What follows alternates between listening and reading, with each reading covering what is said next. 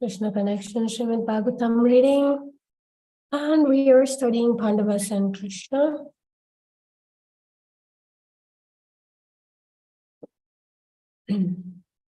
Yesterday we stopped at Ashwatthama,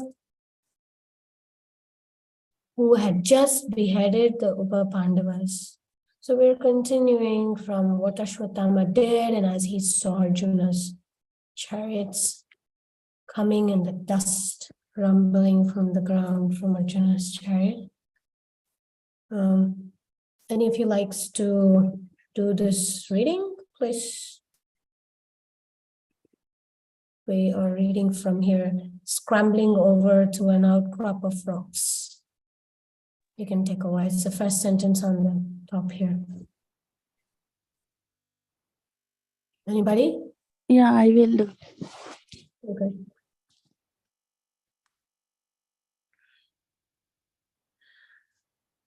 Scrambling over to an outcrop of rocks. He lay flat behind them, his heart pounding. He peered out and saw a single chariot flying Arjun's flag, rapidly approaching. Ashwatthama knew he could not possibly defeat Arjun in fair combat. His hands shaking with terror, he took his bow from his back, quickly setting an arrow to the string. He called to mind the mantras to invoke the ultimate weapon known as the Brahmastra. Krishna, who was driving Arjuna's chariot, noticed Ashwadhama's fallen steed. Look, he called out to Arjuna, there is his horse, he must be nearby. Suddenly the sky was filled with a brilliant glare. Nothing could be seen anywhere. His heart pounding with fear, Arjuna called out to Krishna, "O Krishna, Krishna, mighty, mighty armed Lord, only you can bestow fearlessness in your devotee. You alone can deliver everyone burning in the inferno of material existence. Please save me from this fearful fire." Krishna called back, "What are you saying, Arjuna? I am your cousin. I am just like you. What do you think I can do to save us?" "My lord, I know who you are. You are the original controller beyond the material energy. Your body is not material like mine. It is purely spiritual. You are the original personality of Godhead. Although you expand yourself as the all-pervading supersoul, you still remain untouched by the material energy. Though you have full control of material nature, it never contaminates you. You always remain blissful and in full knowledge. After suffering, souls can attain freedom from the misery of material existence by seeking your guidance alone. O Transcendental One, you descend to remove the earth's burden and benefit your friends, especially that wrapped in your thought. Please therefore tell me, what is this terrible effulgence? Arjun, you are a mighty warrior. Do you not recognize the glare of the dreadful Brahmastra weapon? Arjuna, Arjun's eyes grew wide. Did Astudhama release it? Yes. He does not know how to withdraw the weapon. Drona only taught that to me. Unchecked, it may destroy the world. Fear makes a man reckless, Arjuna. You must quickly neutralize this threat. Release your own Brahmastra. Arjun looked shocked. Two Brahmastra fired at once. Surely that will annihilate the planet. Krishna reassured him with an unperturbed mind. You must chant the mantra for withdrawal as soon as. Thank you, Vilas Manjari. Would you like to read next? Yeah. Yes. As soon as the two bombs meet, before their radiation causes devastation. Your timing must be precise. Arjuna touched water for purification.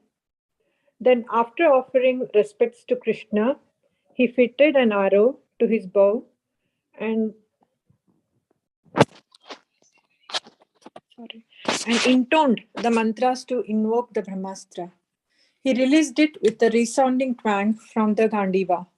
The blazing arrow streaked upward, and as it collided with Ashwatthama's Brahmastra, a great circle of fire appeared in the sky. Everyone felt scorched by its heat, but Arjuna instantly withdrew the weapons, and the fire at once subsided. Seeing that his missile had been neutralized, Ashwatthama got up and sprinted toward the nearby forest. Spotting him, Arjuna jumped down from his chariot and gave chase. He hurled himself at the fleeing Ashwatthama and knocked him to the ground. Arjuna pounded him almost senseless and then dragged him back to his chariot where Krishna stood waiting. Why did you not just kill him with your arrows? Krishna demanded angrily. As Arjuna bound his captive hand and foot, why are you showing him any mercy? Kill him immediately.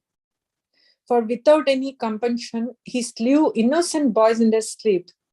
My lord, why do you ask me to act sinfully? You know the warrior code better than I.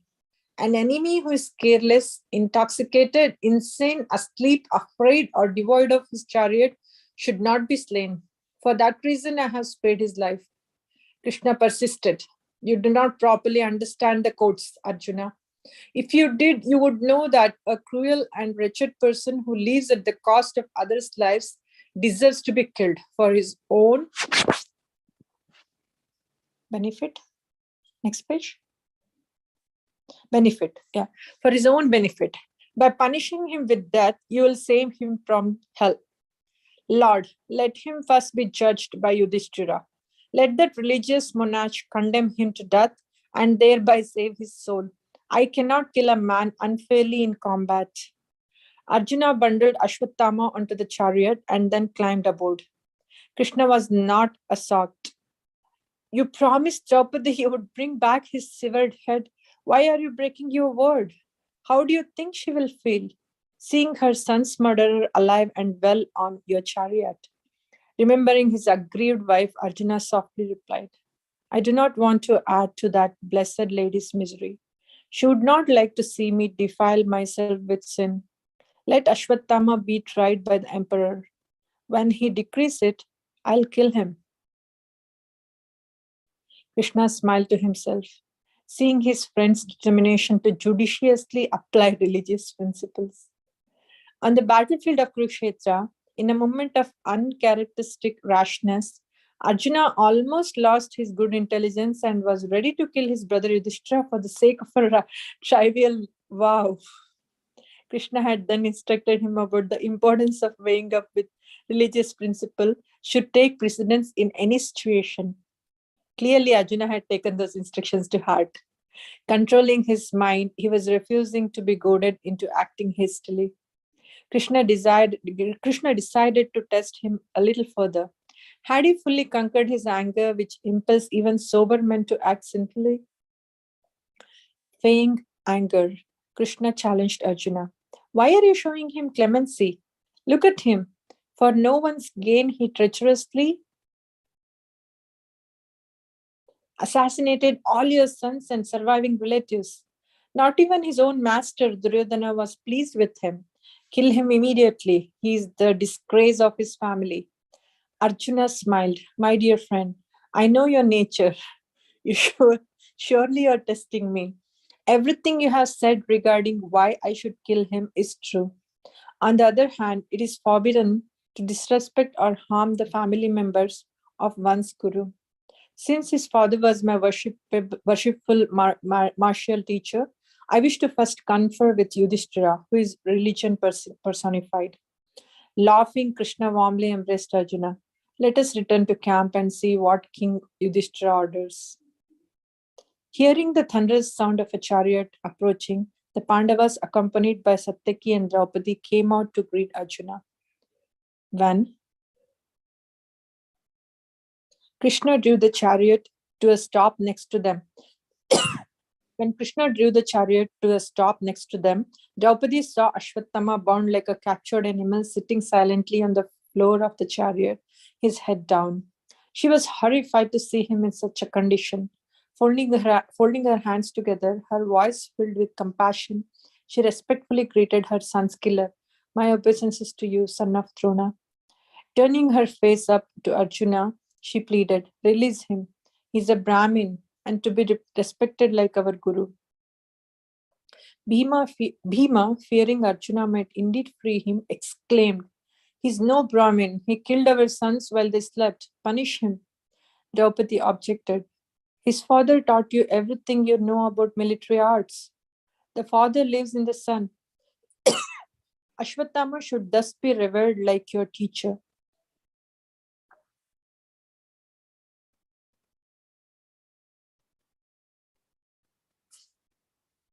Next page. You want to start? You want some?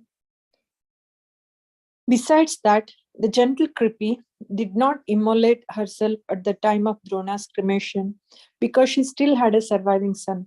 If you kill him, it will be as good as killing that devoted lady. Yudhishthira, Arjuna, Nakula, and Sahadeva all nodded in agreement. Seeing them swayed by Draupadi, Bhima protested. Women are naturally soft-hearted, and this can influence their proper discrimination in judicial matters. This man is a heinous murderer. For his own benefit, he should be executed at once. Otherwise, in his next life, he will suffer in hell for his crime. Draupadi approached Yudhishthira and pleaded with him, O virtuous one, you are celebrated for your high character. You should not cause suffering to your Guru's family. They should be respected and worshipped. Okay, let's pause here. Anybody has any questions?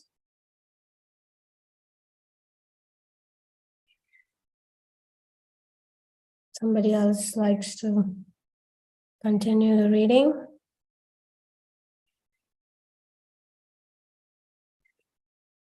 Any volunteers? I can. Hare Krishna. Okay. Hare Krishna. He is not worthy to be called Drona's son, argued Bhima. He is a disgrace to the Brahmins. O Emperor, do not let your judgment be influenced by a sentimental woman.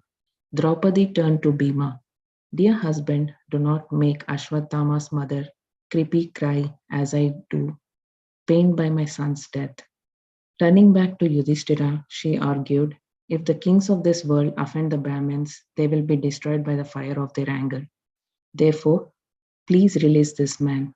Yudhishthira reassured Draupadi, your words are in accord with the principles of religion, my dear wife, and are full of mercy and equity. He turned to his own brothers as well as Satyaki and Krishna to gauge their feelings. All of them except Bhima agreed that Draupadi had spoken wisely.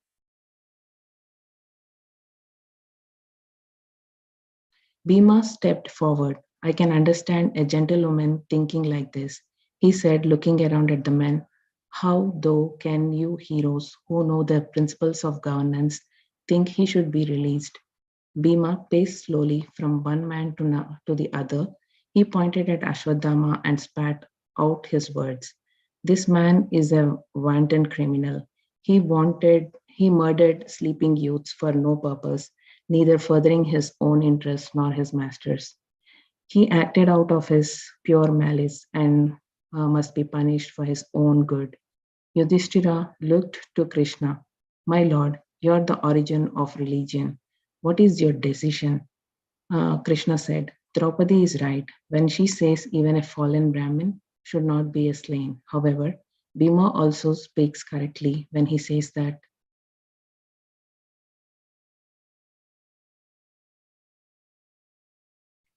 an aggressor must be killed. These are both scriptural edits.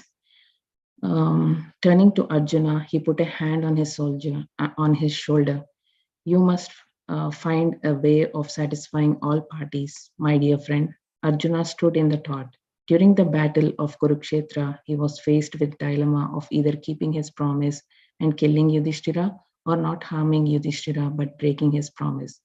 Krishna has expertly shown him how to both maintain his vow and let Yudhishthira live. Now the Lord wanted to see him similarly solve this problem. Arjuna raised his great sword in his right hand, and with his other hand, he grabbed Ashwatthama's bound hair. Ashwatthama cried out, spare me. Arjuna swung his sword in a swift arch and looped off the jewel on Ashwatthama's head along with his knotted hair. Ashwatthama fell to the ground, shaking in shock. Handing the jewel to Draupadi, Arjuna said, because this jewel always adorns Ashwatthama's head, cutting it off is like severing his head. Thus have I kept my promise while honoring your desire to not harm him. Turning to his brothers and Krishna, Arjuna explained, cutting the hair from his head, taking away his wealth, and banishing him from his residence are the prescribed punishments for a fallen Brahmin. There is no injection for killing his body. Yudhishthira embraced his brother and praised his good intelligence. Turning to Ashwatthama, who sat slumped on the ground, he said, do not stay in Hastinapura. Leave me dominion and never blood of his victims. His unevenly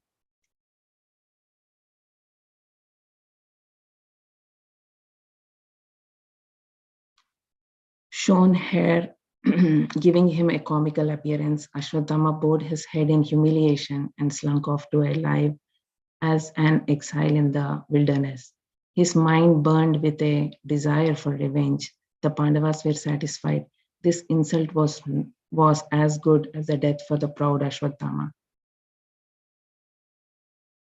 Jai, thank you very much.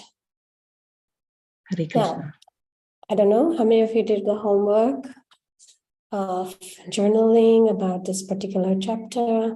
If you haven't done, you still have an opportunity. You can do it today. Right now, I'd like you to relax. Take a deep breath. Relax your shoulders and meditate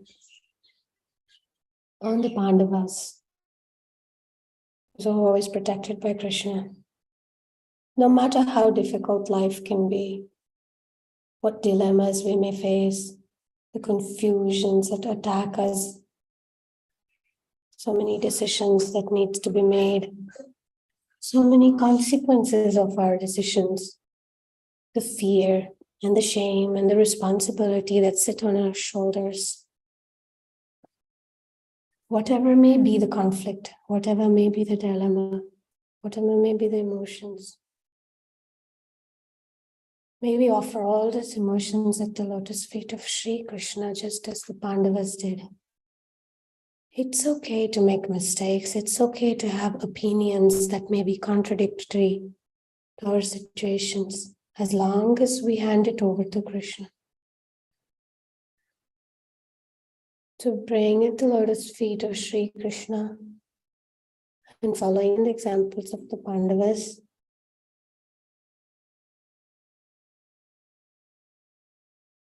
with every breath, let us release the fear,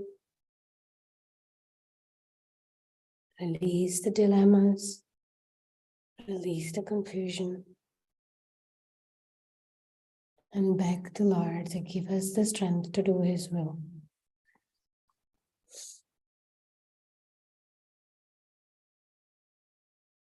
As long as we have the strength to see Krishna's hand and do His will, we are safe. Now we can open your eyes.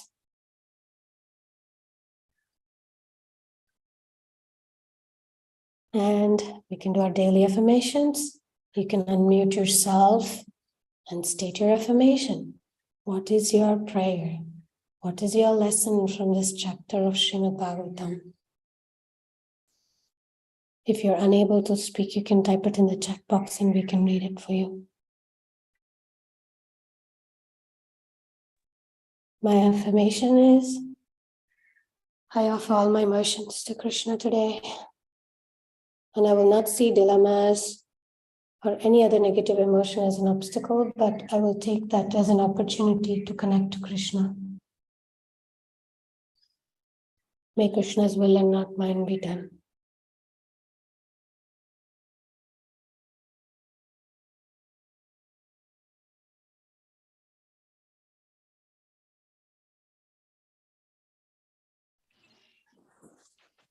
My affirmation is to, if I'm put in like a situation which Arjuna was, I would be resentful, very resentful, and I would lose my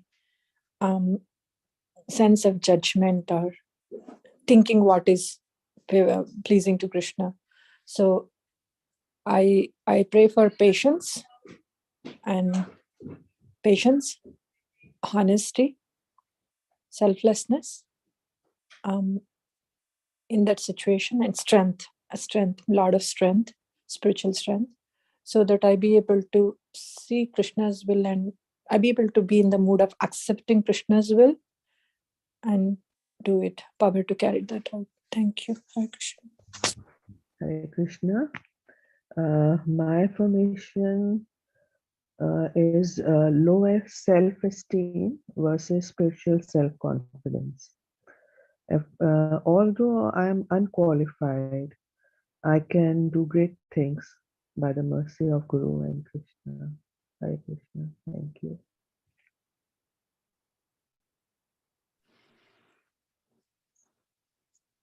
My affirmation is I will pray to God, please show me His hand whenever I am in the dilemma, I'm in the confusion. Whenever I'm in the condition like I don't know what to do. And I will be careful, today I will be careful that I will not hurt anyone by my words. Hare Krishna.